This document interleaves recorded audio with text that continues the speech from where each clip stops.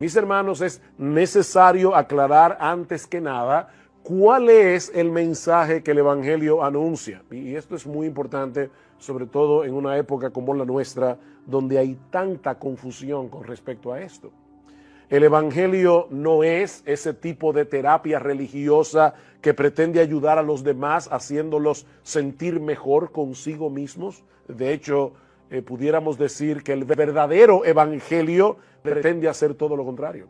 No es hacernos sentir mejor con nosotros mismos, sino más bien hacernos sentir pecadores y depravados, merecedores del infierno. Tampoco es meramente un mensaje acerca del amor de Dios, aunque el amor de Dios se encuentra en el mismo centro del Evangelio. De hecho, si no fuera por el amor de Dios, no habría ningún Evangelio que predicar. Ahora, limitarnos a decirles a la persona Dios te ama o decirles Dios es amor, eso no solo no puede equipararse con la tarea de predicar el Evangelio, sino que puede distorsionar por completo el mensaje, como veremos en un momento. Tampoco predicamos el Evangelio cuando le decimos a las personas, Jesús quiere ser tu amigo, aunque ciertamente no hay nada más grandioso en este mundo que tener un amigo como Jesús. ¿Qué es entonces el Evangelio? Bueno, es la mejor y más extraordinaria noticia que un ser humano pueda escuchar jamás, pero comienza con la peor y más terrible de todas las noticias. Que todos nosotros nacemos en un estado de rebeldía y de pecado que nos lleva a violar continuamente la ley de Dios desde que nacemos hasta que morimos. Y por lo tanto, nosotros todos somos merecedores de la justa, perfecta e infinita ira de Dios. De hecho, cuando el apóstol Pablo comienza su exposición del Evangelio en Romanos capítulo 1, versículo 18, cuando él quiere explicar por qué es necesario el Evangelio, el apóstol Pablo no comienza diciendo Dios te ama y tiene un plan maravilloso para ti. Pablo comienza diciendo, tú necesitas el Evangelio porque la ira de Dios se revela desde el cielo contra toda impiedad e injusticia de los hombres que detienen con injusticia la verdad. La ira de Dios es el punto de partida del apóstol Pablo para predicar el Evangelio. La paga del pecado es la muerte, dice el mismo Pablo en Romanos capítulo 6, versículo 23. Ese es el miserable salario que todo hombre recibirá por sus pecados. La paga del pecado, el salario del pecado es la muerte. Y obviamente Pablo no se refiere únicamente a la muerte física. De hecho, ni siquiera eso es lo más importante. Pablo está hablando allí de la separación eterna de Dios en un lugar de condenación. Pero mis hermanos, es ahí precisamente donde entra en juego el mensaje del Evangelio. Porque ese Dios perfectamente santo, ese Dios perfectamente justo que no puede de ninguna manera pasar por alto el pecado, es también un Dios bueno y compasivo. Y para resolver ese gran problema del hombre pecador, sin pasar por alto su justicia, Él envió a alguien de valor infinito para que pagara nuestra deuda, sufriendo en nuestro lugar el castigo que todos merecíamos por nuestros pecados. Así que fue por eso que Cristo se hizo hombre. La segunda persona de la Trinidad tomó para sí una naturaleza humana semejante en todo a la nuestra, pero sin pecado. Él cumplió la ley de Dios a la perfección, desde la cuna hasta la tumba. Y luego murió en una cruz, siendo inocente, para que pecadores culpables pudiéramos ser absueltos en el tribunal de Dios. Y todos sabemos por las Escrituras que 3 días más tarde Dios testificó que su justicia quedó plenamente satisfecha. ¿Cómo? Resucitando a Cristo de entre los muertos. La resurrección es el sello de aprobación de Dios. De manera, mis hermanos, que ninguna de nuestras transgresiones quedaron impunes. O sea, no fue que Dios proclamó una amnistía universal. No, Dios no puede hacer eso. Ninguno de nuestros pecados quedaron impunes, porque Dios los castigó en su Hijo. Dios castigó por cada uno de nuestros pecados, castigó a su Hijo en la cruz del Calvario. Y es sobre la base de esa obra de redención que ahora el Evangelio anuncia que hay salvación en Cristo para todo aquel que se arrepiente, para todo aquel que pone su confianza únicamente en Él. Así que ese es el mensaje que el Evangelio anuncia. Y ese es el mensaje que nosotros debemos comunicar a los pecadores para que puedan ser salvos. Así que yo espero que hasta aquí ustedes puedan ver que este mensaje del Evangelio que nosotros debemos compartir no es algo complicado en sí mismo.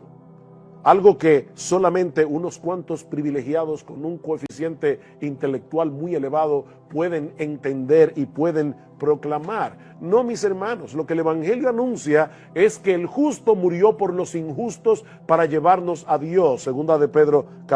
Primera de Pedro, capítulo 3, versículo 18. O como dice el apóstol Pablo en el conocidísimo texto de 2 Corintios, capítulo 5, versículo 21, al que no conoció pecado, Cristo, por nosotros o a favor de nosotros, Dios a él lo hizo pecado para que nosotros fuésemos hechos justicia de Dios en él. De manera que el mensaje del Evangelio responde 4 preguntas clave. ¿Quién es Dios? Eso dice Max Stiles en su libro. Sí, estoy citando a Max Stiles en el libro que estamos estudiando, en el 222. ¿Quién es Dios? ¿Por qué estamos en una situación tan desastrosa? ¿Qué hizo Cristo? ¿Y cómo podemos volvernos a Dios? Esas son básicamente las 4 preguntas que el Evangelio responde. De hecho, esa es la gran historia que nosotros encontramos en la Biblia.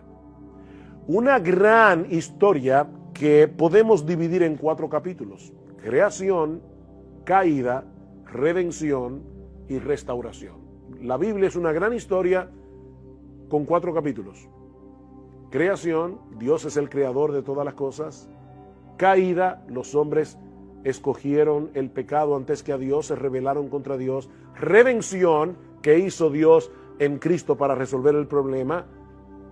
Restauración, que va a hacer Dios al final de los tiempos, o consumación. A la luz de esta definición que hemos dado del Evangelio, ahora podemos avanzar hacia la próxima pregunta. ¿Qué es entonces evangelizar? Si esto es el Evangelio, ¿qué es entonces evangelizar? John Cheeseman lo define de esta manera: es declarar en base a la autoridad de Dios lo que Él ha hecho para salvar a los pecadores, advirtiendo a los hombres de su condición perdida, guiándolos a arrepentirse y a creer en el Señor Jesucristo. Voy a repetir otra vez. ¿Qué es evangelizar? Es declarar, es una declaración, es un anuncio.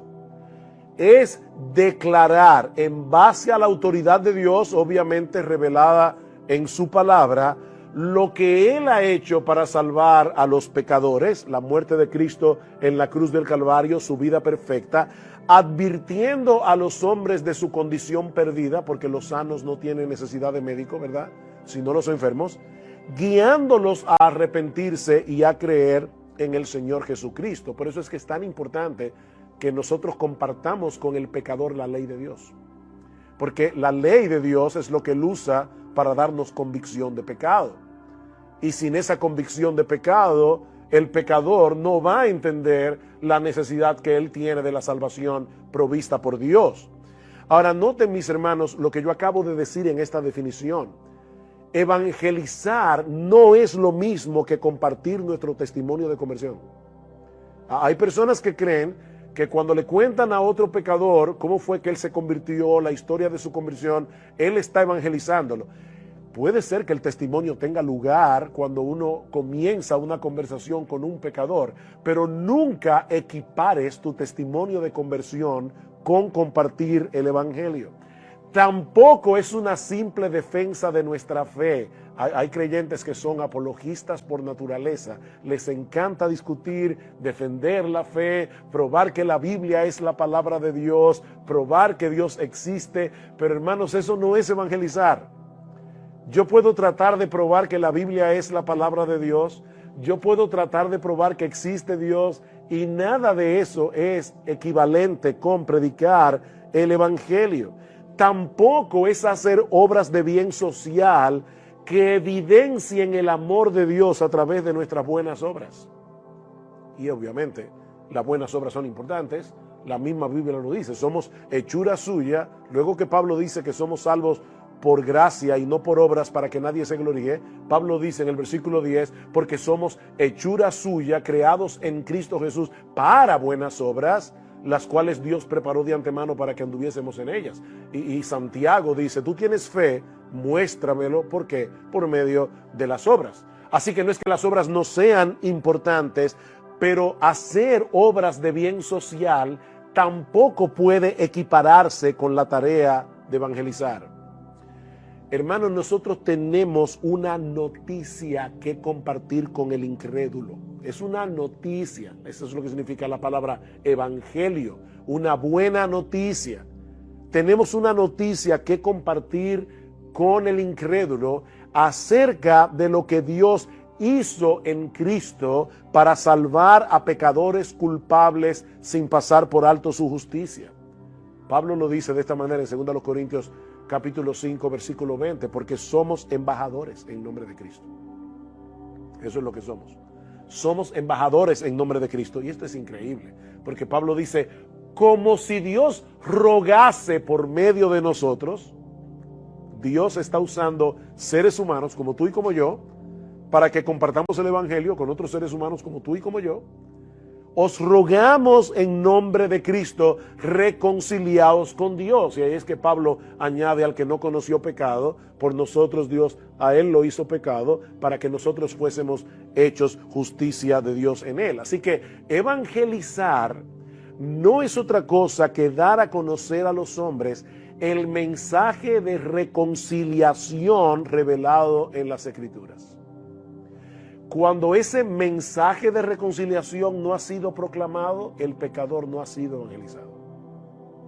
Si tú no le hablas a un pecador de la santidad de Dios, de la justicia de Dios, de su pecado, de la muerte de Cristo, del significado de esa muerte, y no lo llamas a la fe y al arrepentimiento, tú no has evangelizado a ese pecador.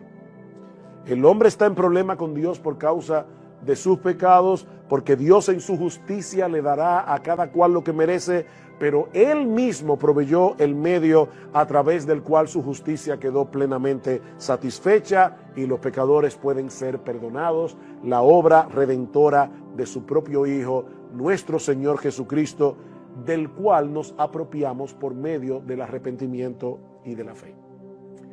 Tercera pregunta. Ya hemos visto qué es el evangelio, hemos visto qué es evangelizar. Tercera pregunta. ¿Quiénes deben evangelizar?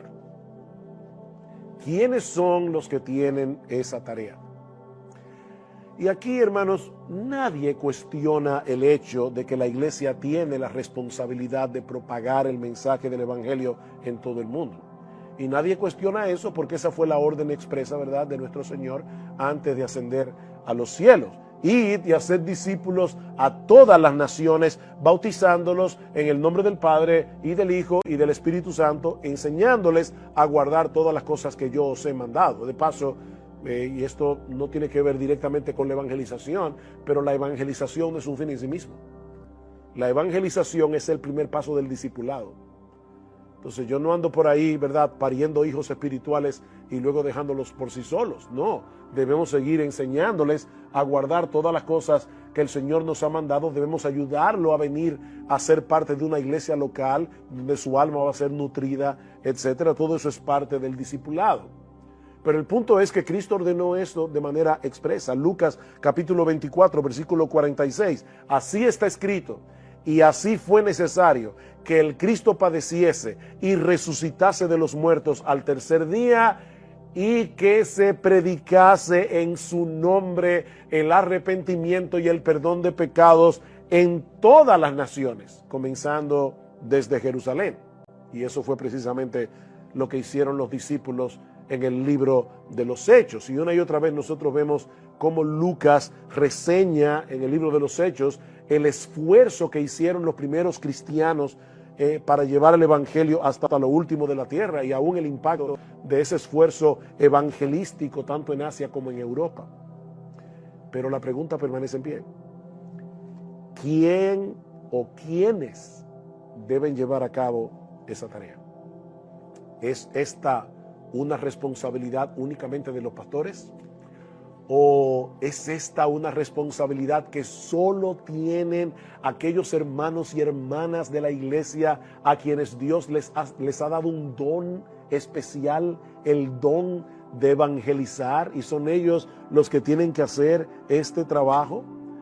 ¿O Cristo espera que todos los suyos se envuelvan en el cumplimiento de la gran comisión de un modo u otro? La respuesta no es difícil, porque el Nuevo Testamento la revela claramente. ¿Sobre quiénes descendió el Espíritu Santo el día de Pentecostés? ¿Sobre los apóstoles? ¿O sobre todos los discípulos que estaban en el aposento alto?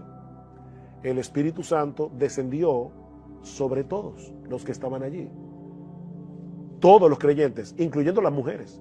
Y de hecho Pedro dice, este es el cumplimiento de lo que profetizó Joel, cuando dice: el Espíritu Santo vendrá sobre todos, sobre vuestros hijos y vuestras hijas, y todos profetizarán. Y la idea es que cuando el Espíritu Santo viene, una de las obras que hace el Espíritu Santo en aquel sobre el cual es derramado es dar a conocer la palabra. Hay una conexión entre el derramamiento del Espíritu Santo y la predicación del Evangelio. Vayan conmigo a Hechos capítulo 1. Hechos capítulo 1, versículo 6. Dice que los discípulos que estaban reunidos en el aposento alto le preguntaban diciendo: Señor, ¿restaurarás en este tiempo el reino a Israel? Y él les dijo: no os corresponde a vosotros saber los tiempos ni las épocas que el Padre ha fijado con su propia autoridad, pero recibiréis poder. ¿Quiénes? Otra vez, ¿los apóstoles o los 120 que estaban reunidos allí? Recibiréis poder cuando el Espíritu Santo venga sobre vosotros, y me seréis testigos en Jerusalén, en toda Judea y Samaria, y hasta los confines de la tierra. Algo interesante que debemos notar aquí: los apóstoles y la iglesia del primer siglo llegó hasta los confines de la tierra, llevó el evangelio hasta los confines de la tierra. Por supuesto que no.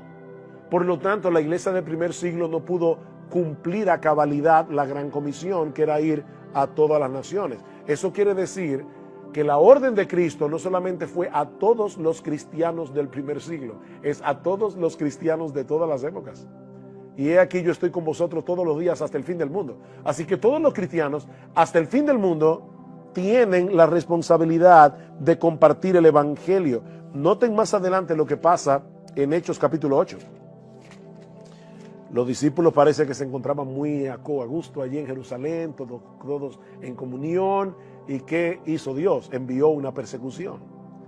Y dice en el capítulo 8 del libro de los Hechos: y Saulo estaba de completo acuerdo con ellos en su muerte, en la muerte de Esteban. En aquel día se desató una gran persecución en contra de la iglesia en Jerusalén, y todos fueron esparcidos por las regiones de Judea y de Samaria, excepto ¿quiénes? Excepto los apóstoles. Aquí vemos un detalle interesante. Dios envía una persecución, todos los cristianos tienen que salir huyendo de Jerusalén, excepto los apóstoles. Así que los que salieron huyendo eran cristianos comunes y corrientes como tú y como yo. ¿Y qué pasó con ese grupo de cristianos donde no había ningún apóstol? Vamos a Hechos capítulo 11. Hechos capítulo 11, versículo 19. Ahora bien, ahora Lucas retoma la historia de Hechos 8 y dice: ahora bien, los que habían sido esparcidos a causa de la persecución que sobrevino cuando la muerte de Esteban, llegaron hasta Fenicia, Chipre y Antioquía, no hablando la palabra a nadie sino a los judíos. Así que sabemos que este grupo comenzó a predicar el evangelio, pero como todavía no tenían un concepto claro de hasta dónde iba a llegar el evangelio, se limitaban a hablar a los judíos. Pero había algunos de ellos, hombres de Chipre y de Cirene, los cuales al llegar a Antioquía hablaron también a los griegos, predicando al Señor Jesús. Y la mano del Señor estaba con ellos, y un gran número que creyó se convirtió al Señor. La iglesia de Antioquía, que vino a ser el gran centro misionero del Nuevo Testamento, no fue la iglesia de Jerusalén. Fue fundada por un grupo de creyentes comunes y corrientes donde no había ni un solo apóstol, y fue a esa iglesia que Dios usó para llevar el evangelio por toda Asia y por toda Europa. Así que, hermanos, todos tenemos la responsabilidad de compartir el mensaje del evangelio. Esa es la enseñanza explícita del Nuevo Testamento. ¿Qué dice Primera de Pedro capítulo 3? Estad siempre preparados para presentar defensa con mansedumbre y reverencia ante todo el que os demande razón de la esperanza que hay en vosotros. ¿A quiénes les dice eso el apóstol Pedro? A todos los cristianos de esa iglesia que estaban siendo perseguidos. Dice: cuando ustedes reaccionen como cristianos en medio de la persecución, eso va a levantar preguntas. Las personas les van a preguntar: pero ¿cómo es posible que ustedes estén siendo perseguidos y que puedan reaccionar como reaccionan? Bueno, ahí estén preparados para presentar defensa con mansedumbre y reverencia ante todo el que demande razón de la esperanza que hay en vosotros. Ahora bien, hay algo que muchos cristianos suelen pasar por alto cuando hablamos de la responsabilidad de evangelizar.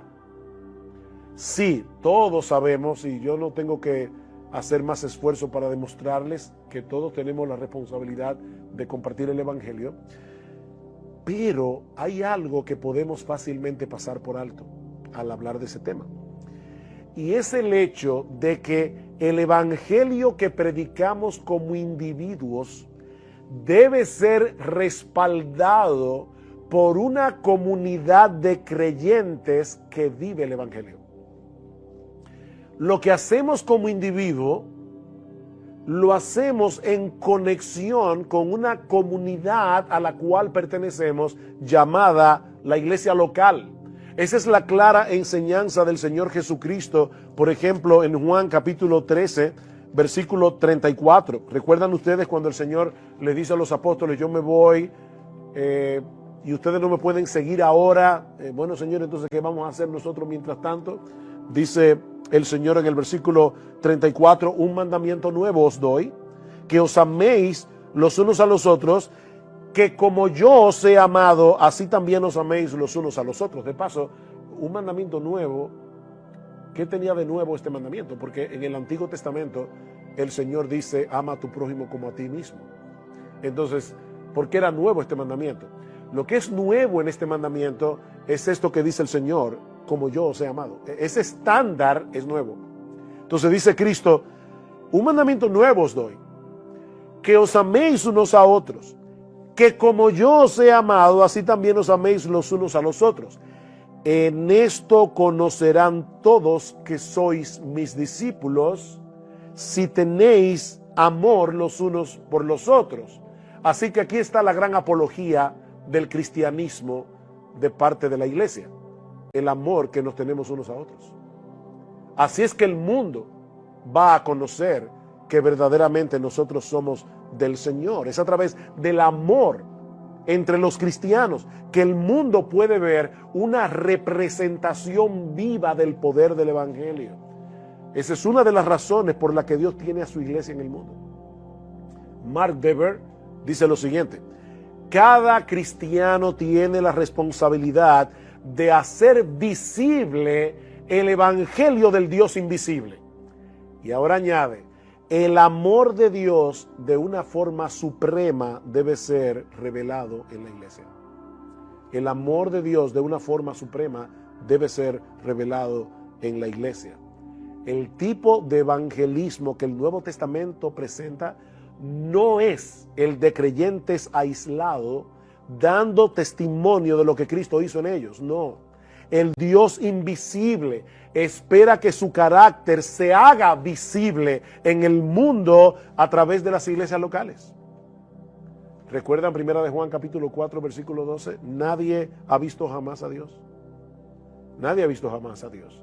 Si nos amamos unos a otros, Dios permanece en nosotros y su amor se ha perfeccionado en nosotros. El amor de Dios se hace visible. Como dice John Stott, explicando este versículo, él dice, el Dios invisible, que una vez se hizo visible en Cristo, ahora se hace visible en los cristianos si nos amamos unos a otros. Esta es una declaración sorprendente, dice John Stott. La iglesia local no puede evangelizar, proclamar el evangelio de amor si ella misma no es una comunidad de amor. Así que debemos proclamar el mensaje del evangelio, pero esa proclamación será eficaz en la misma medida en que nosotros seamos capaces de conectar ese mensaje a los ojos del mundo a través de concretar, ese mensaje a los ojos del mundo a través de la iglesia local, el cuerpo de Cristo. ¿De qué se trata el mensaje del evangelio? De que Dios amó gratuitamente al mundo con un amor tan grande que estuvo dispuesto a pagar él mismo la deuda del pecador. Bueno, si vamos a estar proclamando ese mensaje, es obvio que solo será eficazmente proclamado en un contexto de sanidad y de amor. Cristo vino al mundo porque el pecado no es un juego para Dios. Y no debe serlo para nosotros tampoco. Pero debemos mostrar de formas concretas ese gran amor que hizo posible una redención tan grande. Así que hemos visto ya qué es el evangelio, hemos visto qué es evangelizar, hemos visto quiénes deben evangelizar y en qué contexto. Por eso es que Max Stiles habla de crear en la iglesia una cultura de evangelización. Pero ahora viene la última pregunta: ¿cómo debemos evangelizar? ¿Cómo debemos hacerlo? Y hay varios puntos aquí que quisiera compartir brevemente con ustedes. En primer lugar, y yo sé que esto puede sonar demasiado evidente, debemos orar. Debemos orar. Recuerden lo que hemos dicho muchas veces. Bueno, digo recuerden, no a los estudiantes del 222 que me están viendo por la internet, pero sí los miembros de nuestra iglesia me han oído decir esto más de una vez. Nosotros somos equipos de rescate que salen al mar después de un naufragio para encontrar cadáveres, pero no para darles honrosa sepultura, sino para darles vida. Y para eso, ¿quién es suficiente? Nosotros debemos orar. Algunas personas piensan que si Dios es soberano en la salvación de los pecadores, entonces no tiene caso que oremos. De hecho, si Dios es soberano en la salvación de los pecadores, en la mente de estos hermanos, de estos creyentes, tampoco tiene caso que prediquemos o no prediquemos. Si fueron elegidos, se van a salvar como quiera. No, el razonamiento bíblico es a la inversa. Precisamente porque la salvación está en las manos de Dios y no en las nuestras, nosotros debemos pedirle a Él que bendiga su palabra, trayendo a los pecadores al arrepentimiento. Si yo creyera que la salvación está en la mano del pecador, ¿para qué pedirle a Dios que lo convierta si Dios no puede hacer nada? O sea, ya Dios hizo su parte. Él trajo a su hijo, envió a su hijo, murió en la cruz, y ahora el pecador que se las arregle como pueda. Pero eso no es lo que la Biblia enseña. Dios salva al pecador. Como dice el libro de Jonás, la salvación es de Jehová. La salvación es del Señor. Precisamente por eso yo puedo pedirle a Dios que obre en el corazón de los pecadores. Noten lo que dice Pablo en Romanos capítulo 10, versículo 1. Hermanos, el deseo de mi corazón y mi oración a Dios por ellos, refiriéndose a sus hermanos de raza, los judíos, mi oración por ellos es para su salvación. Lo sorprendente de esta declaración de Pablo es que unos versículos más atrás, en el capítulo 9, versículo 15 al 16, Pablo dice, porque él dice a Moisés, hablando de Dios, tendré misericordia del que yo tenga misericordia y tendré compasión del que yo tenga compasión, así que no depende del que quiere ni del que corre, sino de Dios que tiene misericordia. Pablo acaba de decir en los términos más claros posibles que Dios es soberano en la salvación. Sin embargo, él dice, pero yo le oro a Dios que salve a los pecadores. Porque, hermanos, Dios no solo eligió a los que se van a salvar, Dios también eligió los medios a través de los cuales serán salvados: la oración y la predicación de la palabra. La oración y la predicación de la palabra. Agradó a Dios salvar a los creyentes por la locura de la predicación. Es por eso que Pablo dice en 2 Timoteo capítulo 2 versículo 10, él dice, yo todo lo soporto por amor a los escogidos, para que ellos también obtengan la salvación que es en Cristo Jesús con gloria eterna. Pablo creía en la elección, pero dice, yo todo lo soporto en mi viaje misioneros, para que los salvos, los perdidos, puedan escuchar el evangelio, porque es a través de escuchar el evangelio que ellos serán salvos. Mis hermanos, Dios no nos pide que desentrañemos el misterio entre la soberanía de Dios y la responsabilidad humana. Él nos pide que lo obedezcamos. Entonces, Él nos dice en su palabra, yo soy el que salvo, pero ustedes son los que predican, ustedes son los que oran. Así que oren y prediquen. Debemos orar, hermanos, al predicar el evangelio, debemos hacerlo en oración. Y gracias al Señor que Él nos ha dado la capacidad de ser ¿cómo diríamos eso en español? Multifacéticos. O sea, nosotros podemos estar hablando con el pecador y al mismo tiempo diciendo, Señor, ayúdame, dame luz. O a veces el pecador está hablando, te está preguntando algo y usted está diciendo, Señor, ayúdame, dame luz, dame gracia, obra en su corazón. Debemos orar antes de predicar el evangelio a un inconverso, debemos orar mientras predicamos el evangelio, debemos orar después que le predicamos. Debemos evangelizar en oración. 2, otro también demasiado obvio, debemos usar la Biblia. Debemos usar la Biblia.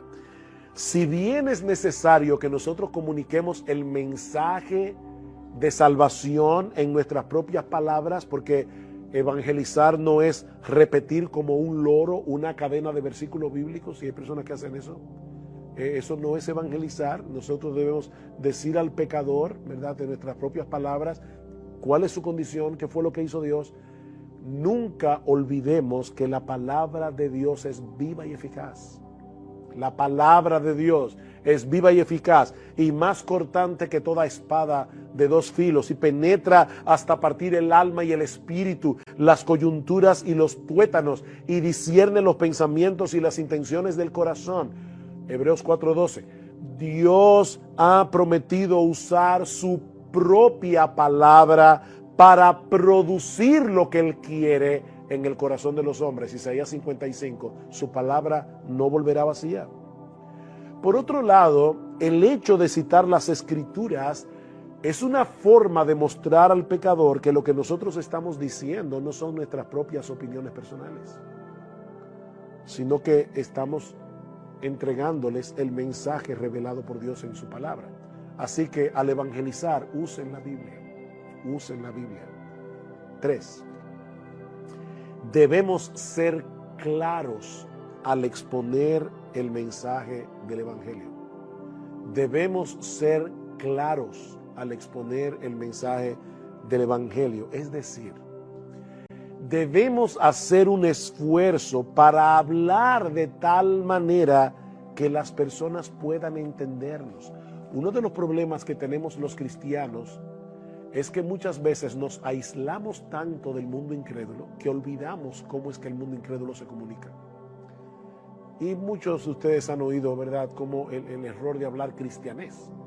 Nosotros hablamos cristianés y es un lenguaje que el pecador no entiende, porque él vive en otro planeta, espiritualmente hablando. Yo no sé qué pensará un inconverso cuando escucha a 2 cristianos decir, fulano de tal estaba en la iglesia, pero ahora se fue al mundo. Y uno dice, ¿a dónde vivía antes? estaba en el mundo, no era en Marte, no era en la Luna. Entonces nosotros tenemos una clase de expresiones que debemos tener cuidado porque el inconverso no la entiende. En ese sentido debemos tomar en cuenta con quién estamos hablando, porque lo que puede ser claro para ciertas personas puede que no lo sea para otras personas.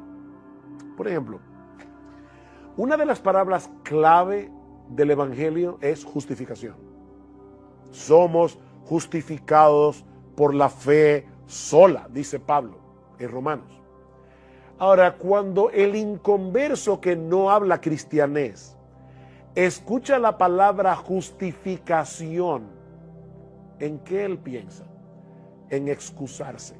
O sea, cuando nosotros decimos, fulano se está justificando, ¿qué es lo que queremos decir? Que él cometió una falta y ahora él está tratando de explicar por qué fue que hizo lo que él hizo. Entonces resulta que tú le estás hablando al inconverso acerca de la justificación por la fe sola, pero él está pensando en otra cosa. ¿Qué debemos hacer? ¿Eliminar la palabra justificación de nuestro evangelismo? No, pero debemos aclarar que cuando la Biblia dice que Dios justifica al pecador, lo que Él quiere decir es que Él nos declara justos cuando depositamos toda nuestra confianza en la persona y la obra de nuestro Señor Jesucristo. Por otra parte, aunque nuestra meta al predicar el Evangelio no es la de ofender a los demás, esa no es la meta. Nunca debemos sacrificar la claridad del Evangelio para no resultar ofensivos. Debemos ser claros, y esto no solamente significa hablar de tal manera que me entiendan, es hablar de tal manera que él entienda su condición. No debemos sacrificar la claridad para no ser ofensivos. Debemos hablar claramente del pecado. Debemos hablar claramente de la impotencia del pecador para salvarse. Debemos hablar claramente del significado de la cruz, de la necesidad de venir a Cristo en arrepentimiento y fe, de la necesidad de creer en Cristo. ¿Qué significa esto? Arrepentirse y creer. De la terrible condenación que le espera a los que rechazan el llamado de Dios. Ese es el ejemplo de evangelismo que nosotros encontramos en el Nuevo Testamento. Vayan conmigo a Hechos capítulo 2, versículo 36. Dice el apóstol Pedro: sepa pues con certeza toda la casa de Israel que a este Jesús, a quien vosotros crucificasteis, Dios le ha hecho Señor y Cristo. O sea, Pedro no dijo, wow, la raza humana ha cometido una falta grave. No, ustedes crucificaron a Jesús. Eso es ser bien claro y bien directo. Y eso es un buen ejemplo de evangelismo.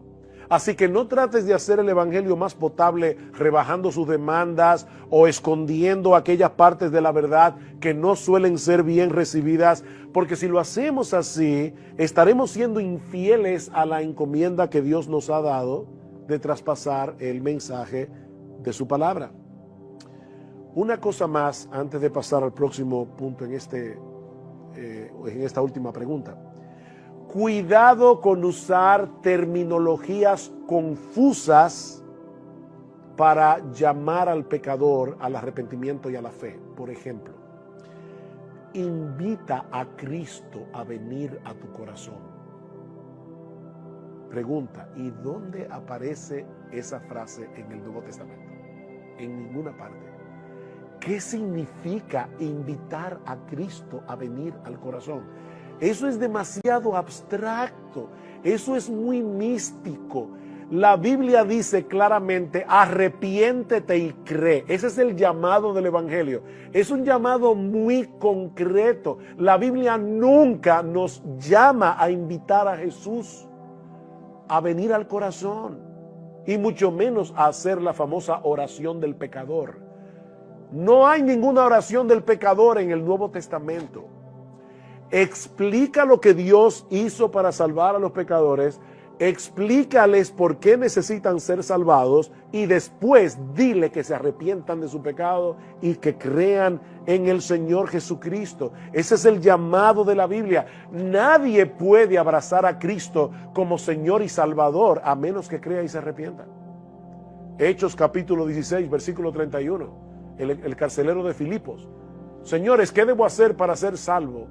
Ven y haz con nosotros la oración del pecador. No, cree en el Señor Jesucristo. Más adelante en Atenas, ¿qué dice Pablo a los atenienses? Dios ha mandado a todos los hombres en todo lugar que se arrepientan. Romanos capítulo 1, versículo 16.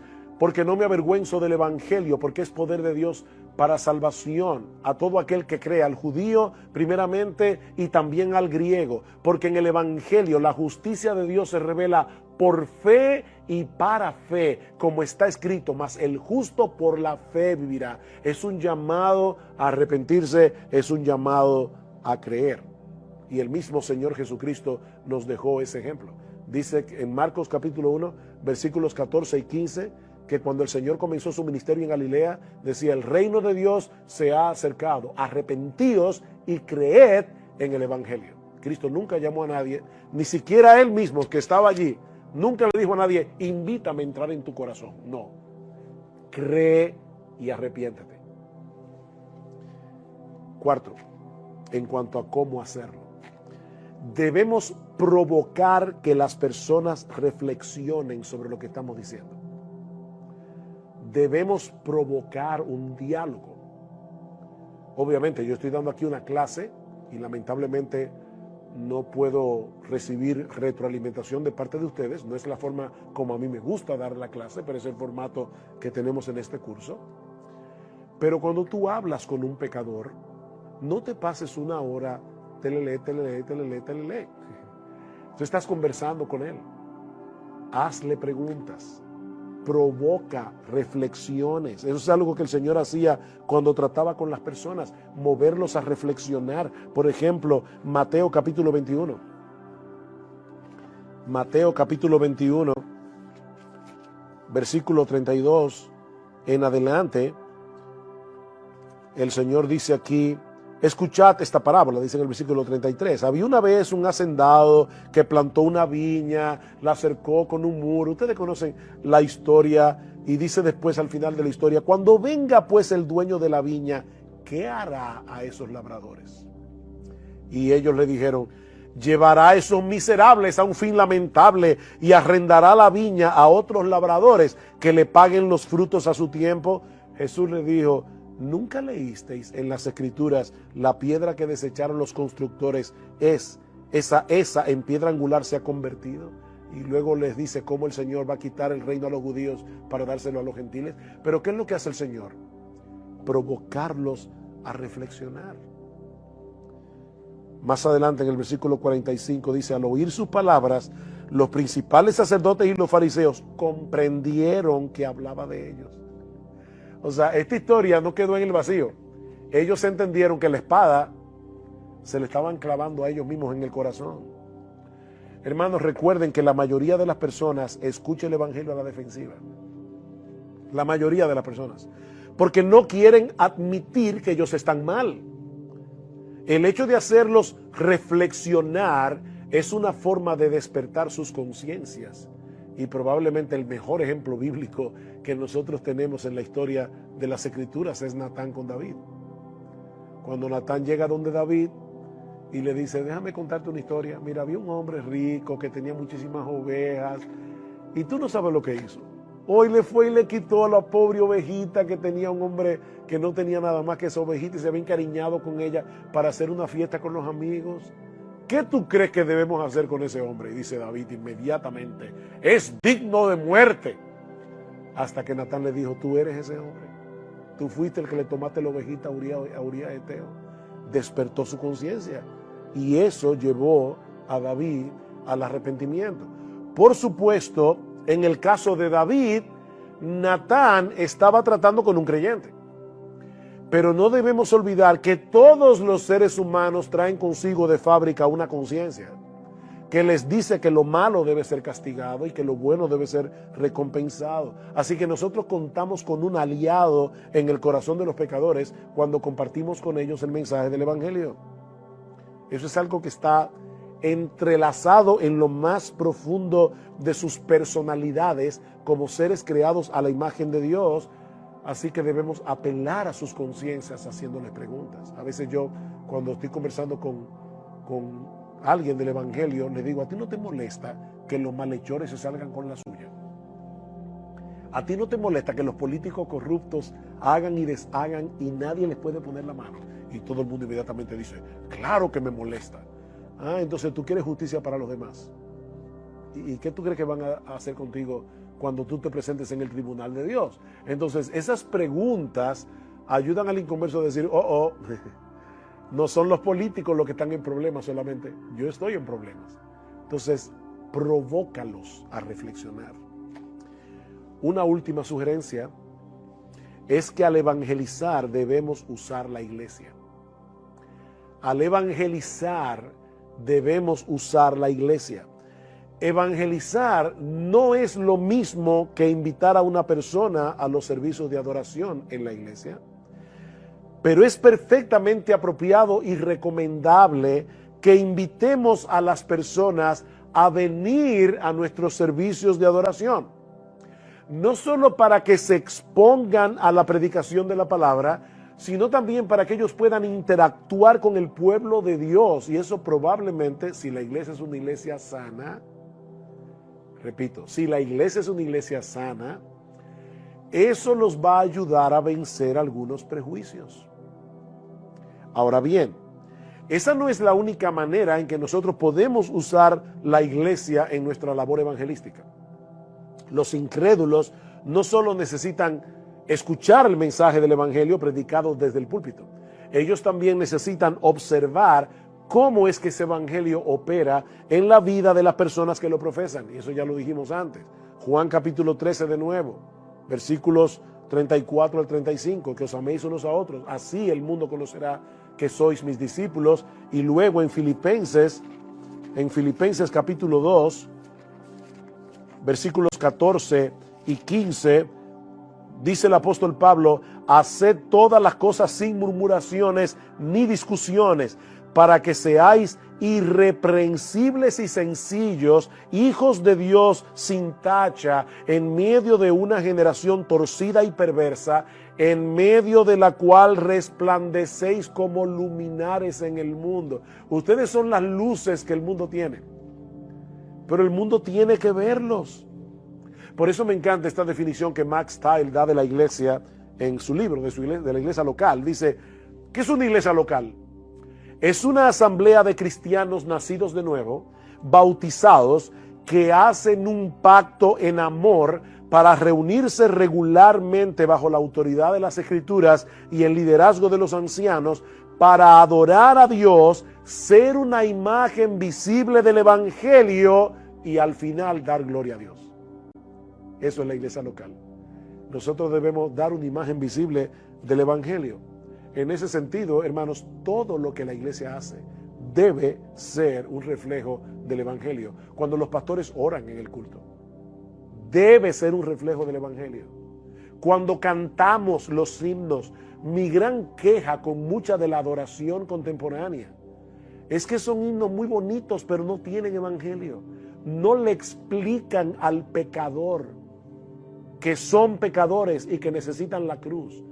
La mayoría, o para no ser injusto, muchos de los himnos contemporáneos hablan del amor de Dios, del poder de Dios, del cuidado de Dios, de qué hermoso es Dios. Pero nada de eso va a llevar a un pecador al arrepentimiento, a menos que entienda que está en problemas con ese hermoso Dios y que Él diseñó un plan de salvación a través de la cruz. Así que nuestros himnos deben ser evangélicos, deben conllevar el mensaje del evangelio. La predicación de la palabra. ¿En cuántos púlpitos, hermanos, se está predicando hoy un mensaje terapéutico o un mensaje moralista en vez de predicar el evangelio?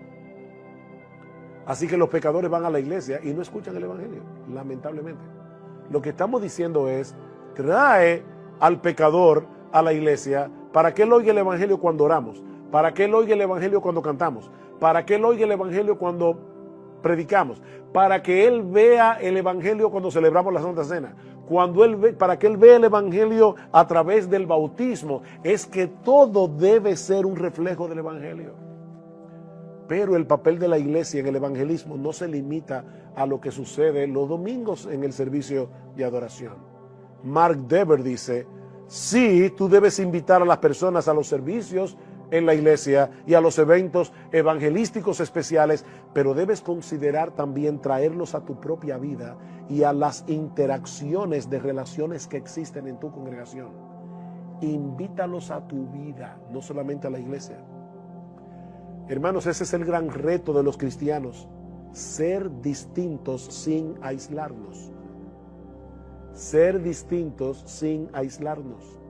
De Cristo se dice en la Escritura que era amigo de pecadores. Mateo capítulo 11, versículos 16 al 19. Él era amigo de pecadores. Sin embargo, en Hebreos capítulo 7, versículo 26, dice que era separado de los pecadores. Por fin, ¿Cristo era amigo de los pecadores o era separado de los pecadores? Sí, las dos cosas.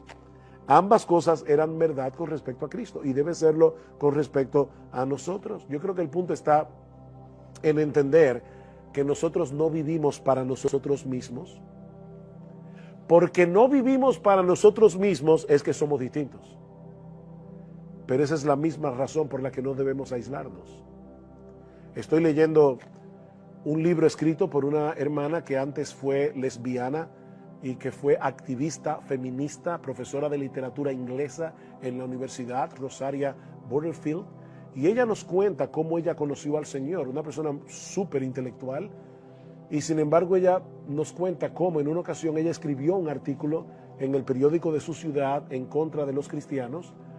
La respuesta que recibió lamentablemente de los cristianos fue increíblemente airada, diciéndole que ellos van a estar contentos cuando la vean ardiéndose en el infierno, hasta que un pastor le escribió una carta muy razonable y muy amorosa. Y dice ella: esa fue la única carta que yo respondí. Ese pastor la invitó a su casa a cenar junto con su esposa. Y dice: ellos se hicieron mis amigos.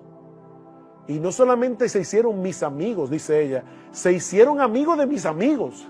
Que ya ustedes se pueden imaginar con qué grupo ella se desenvolvía. Ella vivía con su pareja. Y poco a poco, dice, yo me di cuenta que ellos no se habían acercado a mí como un proyecto evangelístico. Ellos estaban interesados en mí como persona. Y la ganaron para el Señor. Y ahora Rosaria Butterfield es la esposa de un pastor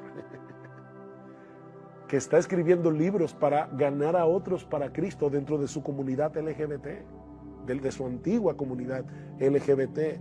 Entonces, hermanos, nosotros somos sal y luz del mundo, y eso no se puede hacer por control remoto. Nosotros tenemos que estar cerca del pecador. Hay un mundo allá afuera urgentemente necesitado del mensaje de salvación que el Evangelio anuncia, y nosotros tenemos la responsabilidad de dar de gracia lo que de gracia hemos recibido. Es por eso que es tan importante crear una cultura de evangelismo en la iglesia, como Max Stiles demuestra en su libro. El evangelismo no es un programa. Las personas dicen, entonces, ¿cuál es el programa que esta iglesia tiene para evangelizar? No, esta iglesia no tiene ningún programa para evangelizar. Esto no es un asunto de programa, es un estilo de vida. Es un estilo de vida que un grupo de creyentes que ama a Cristo y ama a los perdidos está dispuesto a asumir, saliendo de su zona de comodidad para alcanzar a los perdidos con el Evangelio. Es de eso que se trata todo esto. Nuestra responsabilidad no es convertir a los pecadores, gracias al Señor. Esa no es nuestra responsabilidad. Eso solo puede hacerlo Dios. Pero Él nos ha dado el privilegio de ser embajadores para rogar en su nombre a los pecadores que se vuelvan a Él. Y ahora escuchen la parte más impresionante de esto. Cuando nosotros nos envolvemos en el evangelismo personal, no solo pecadores pueden ser salvados y traídos de la muerte a la vida, sino que también nosotros mismos recibiremos el beneficio de un mayor entendimiento de las riquezas que tenemos en Cristo. Cuando tú predicas el Evangelio, tú afianzas el Evangelio en tu propio corazón. Por eso quiero concluir la clase con esta cita de Max Style que me impactó profundamente cuando la leí. La evangelización es más grande de lo que podemos ver. Recuerda la promesa de Dios. Él te está dando a ti un entendimiento más completo de las riquezas que tenemos en Cristo cuando evangelizas. El evangelio es como un potente rayo de luz que está revelado en las Escrituras. Ese rayo potente de luz contiene elementos muy variados que los creyentes debemos aprender a apreciar. Y a la hora de predicarlos, nosotros debemos tener sabiduría de parte de Dios, de saber qué elemento yo debo enfatizar. Noten que no estoy diciendo que voy a predicar solo de ese elemento. Yo estoy diciendo no sobresimplifiquen el evangelio. Yo estoy diciendo que hay elementos que yo voy a tener que enfatizar por encima de otros dependiendo de la persona con la que yo estoy hablando. Por ejemplo, cuando yo venía para acá, vine en Uber y yo veo que el taxista lleva un rosario colgando en su espejo retrovisor. Le digo, amigo, ¿te puedo hacer una pregunta? ¿No te ofende? No. Dígame, ¿qué significa para usted ese rosario? Y ahí, obviamente, comenzó una conversación acerca del evangelio. Pero entonces yo le digo, como él me explicó que ese carro no era de él, que ese rosario era de su cuñada, digo, bueno, no por aquí la cosa. Déjame entonces hacerte otra pregunta. Mira, si tú te murieras hoy, Dios no lo quiera, ¿qué pasaría con tu vida? Yo siempre le digo a los taxistas, mira, decía alguien que en la vida hay solo dos cosas seguras, la muerte y los impuestos. Eso decía Benjamin Franklin. Y en países como los nuestros se puede evadir los impuestos, pero no la muerte. Y en ningún país se puede evadir la muerte. ¿Qué pasaría contigo si te mueres? Yo no tengo ningún problema con eso. Ajá. ¿Y por qué no? Porque yo creo en Dios y yo no he hecho nada malo. Entonces ya yo veo, fíjense, ya él me dio una respuesta que me ayuda a saber cuál es el elemento del evangelio que yo voy a tener que enfatizar. ¿Ven? No es lo mismo, como yo les decía anoche, que estoy tratando con un individuo que está aplastado por el peso de la culpa, que está aplastado por el peso de su pecado, que no puede creer en el amor de Dios. Para él, entonces yo voy a tener que enfatizar otro aspecto del evangelio. Alguien tomaba este rayo potente del evangelio y lo dividía en algunos elementos, y no son todos, yo solamente voy a citar algunos. Por ejemplo, el evangelio nos muestra que el hombre es pecador. Yo le decía, mira mi amigo, el evangelio es una buena noticia que comienza con una mala. Y sin la mala noticia, la buena no tiene sentido. El hombre es pecador, pero Dios resolvió ese problema a través de la muerte de Cristo en la cruz. Él pagó nuestra deuda. Todos nosotros tenemos que presentarnos ante el tribunal de Dios, pero ya Cristo pagó nuestra deuda en su tribunal. 2, el evangelio nos muestra que la resurrección de Cristo es la victoria final sobre la muerte y el pecado. Ustedes saben cuántas personas viven deprimidas porque piensan en la muerte y eso los aplasta. Entonces yo tengo que enfatizar la victoria que Cristo tuvo sobre la muerte y que nos hace a nosotros por la fe partícipes de esa victoria. Ese es otro elemento del evangelio. El evangelio nos muestra que la obra de Cristo en la cruz resuelve los problemas más profundos de una humanidad caída que está cosechando con creces los resultados de su extravío. Hay inconversos que ven claramente que el mundo está mal, pero no saben cómo resolverlo. Ellos también tienen anhelo de justicia.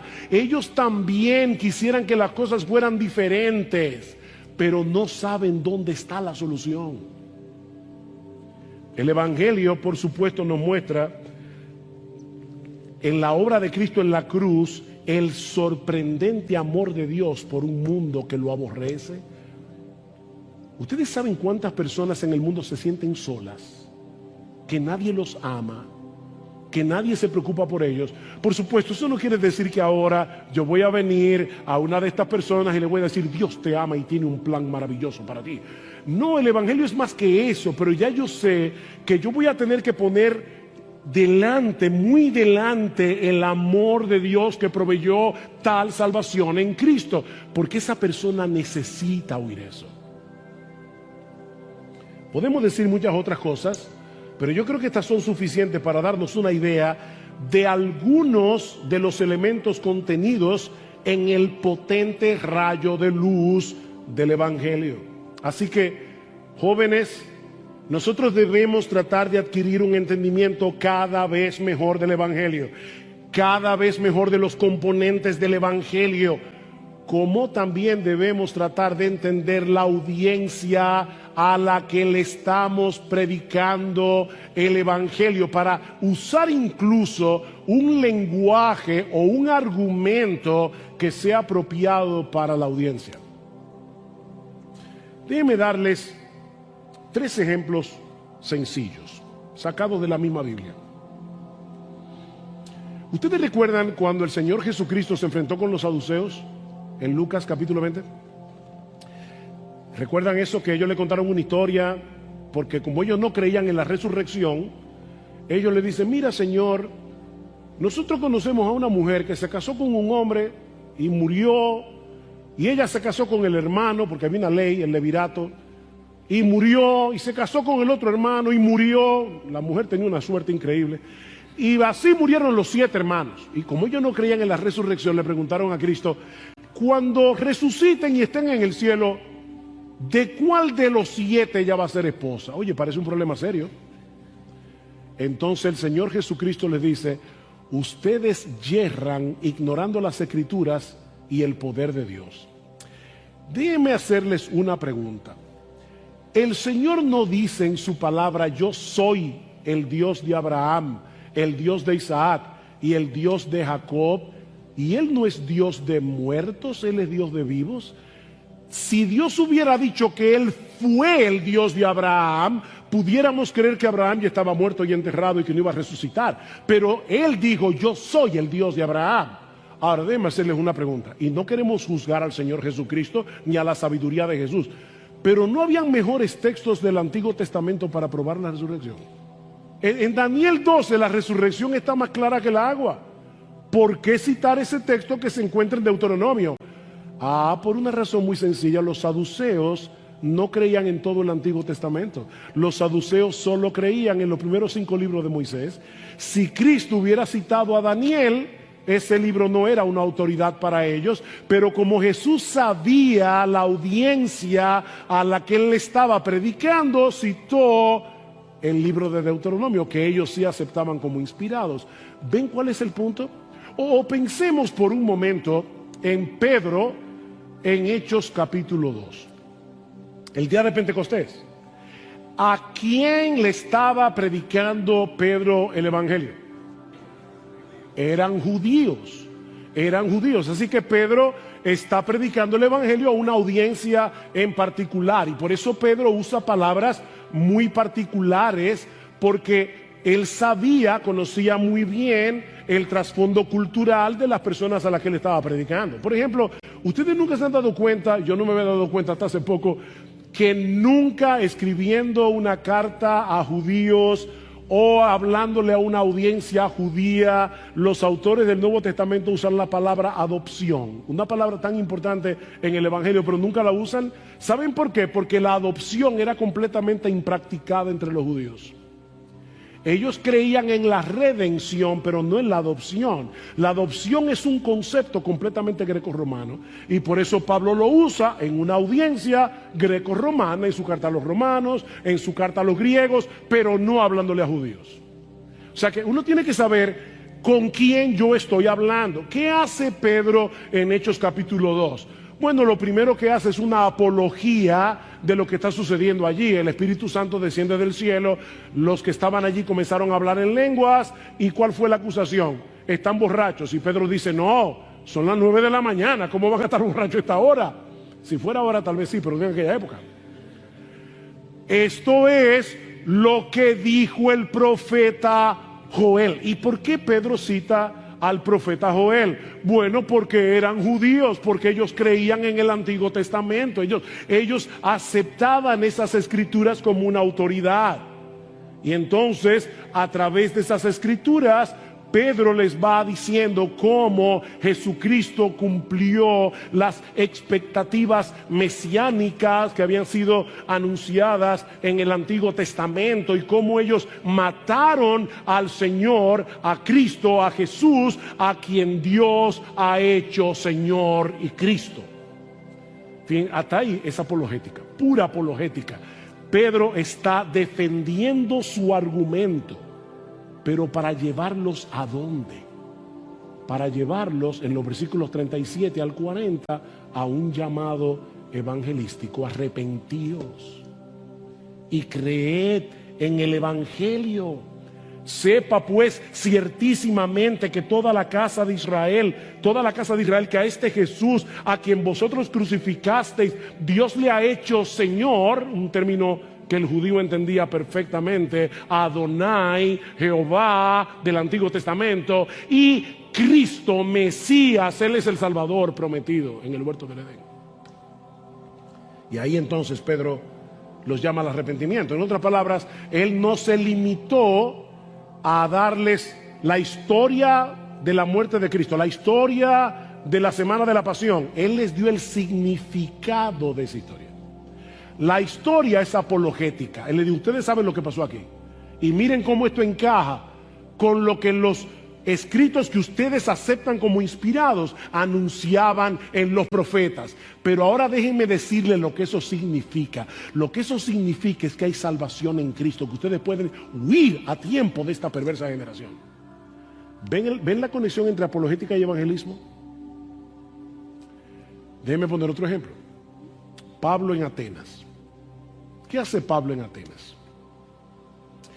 Bueno, ahora tenemos a Pablo con una audiencia completamente diferente. Los atenienses ignoraban las escrituras, no creían ni conocían la Biblia, así que Pablo usa una estrategia diferente.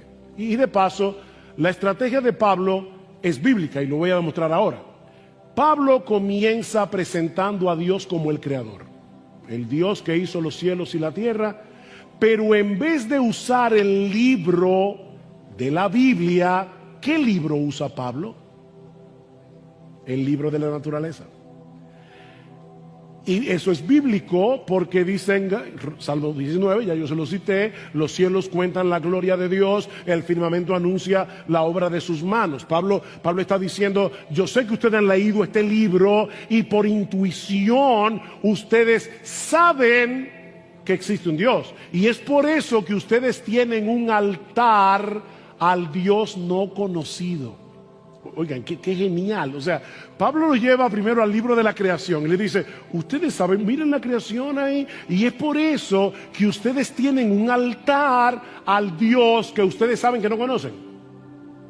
Pero no solo eso, uno de vuestros propios poetas, y cita aquí a Arato de Soli. Arato de Soli es un poeta griego ateniense del siglo IV que los atenienses tenían en esa época como un ícono cultural. Eso es como citar hoy, no sé a quién, o sea, una de esos verdugos que la gente dice: wow, o sea, que la gente cree en ellos. Entonces dice: ¿qué dice Arato de Soli? Le dice, ya me fui, de una sangre ha hecho todo el linaje de los hombres para que habiten sobre toda la faz de la tierra, y les ha prefijado el orden de los tiempos y los límites de su habitación, para que busquen a Dios, si de alguna manera palpando puedan hallarle, aunque ciertamente no está lejos de cada uno de vosotros, porque en él vivimos, nos movemos y somos, como algunos de vuestros propios poetas también han dicho, porque linaje suyo somos. Ven, Pablo va del libro de la creación a la intuición de ellos que tienen un altar al Dios no conocido, y ahora les dice: uno de vuestros propios poetas que ustedes aprecian tanto dice claramente que nosotros somos linaje de Dios. Y ahora entonces Pablo, que ha despejado el camino, le muestra a los atenienses que ese Dios que ellos no conocen se ha revelado y es conocible plenamente en la persona de Jesucristo, y ahí introduce el Evangelio. ¿Cómo termina Pablo su discurso en Atenas? Siendo pues linaje de Dios, no debemos pensar que la divinidad sea semejante a oro o plata o piedra, escultura de arte y de imaginación de hombres, pero Dios, habiendo pasado por alto los tiempos de esta ignorancia, ahora manda a todos los hombres en todo lugar que se arrepientan, por cuanto ha establecido un día en el cual juzgará al mundo con justicia por aquel varón a quien designó, dando fe a todos con haberle levantado de los muertos. Ese es el mismo mensaje de Pedro en Pentecostés, pero envuelto de otra forma. Pablo está tomando en cuenta la audiencia. Jóvenes, debemos entender el Evangelio, debemos entender la audiencia a la que le estamos predicando para saber cuáles son los aspectos del Evangelio que debemos enfatizar, cómo debemos presentarlo. En ese sentido, C.S. Lewis es un tremendo ejemplo de apologética. Alguien decía que Lewis no siempre usó el mismo formato en la defensa de la fe. Él usaba estrategias distintas en sus escritos, sabiendo de antemano que no todos funcionaban de la misma manera con el mismo público. Por ejemplo, Mero Cristianismo, o el libro Milagros, muy bueno por cierto, excelente libro. En esos dos libros, Lewis apela a la razón, al entendimiento. Pero hay otro libro de Lewis que también lo recomiendo, se llama Sorprendido por la Alegría. Es donde Lewis narra cómo fue su conversión.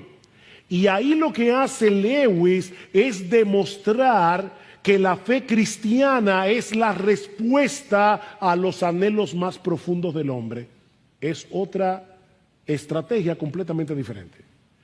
Y en las Crónicas de Narnia apela a la imaginación como la puerta de entrada para llevar el Evangelio. Entonces fíjense cómo el mismo apologista está usando tres estrategias diferentes porque él está teniendo como meta públicos distintos que piensan de maneras diferentes. Hay personas que funcionan mejor con la imaginación, hay personas que funcionan mejor con argumentos racionales, hay personas que funcionan mejor mostrándoles cómo el cristianismo apela y responde a los problemas más profundos del ser humano. La apologética nos ayuda a construir puentes con nuestra cultura, preparando el camino para la proclamación del Evangelio. Pero no son los argumentos los que Dios va a usar para traer al pecador de la muerte a la vida. Es el mensaje de Cristo y este crucificado. Ni tú ni yo tenemos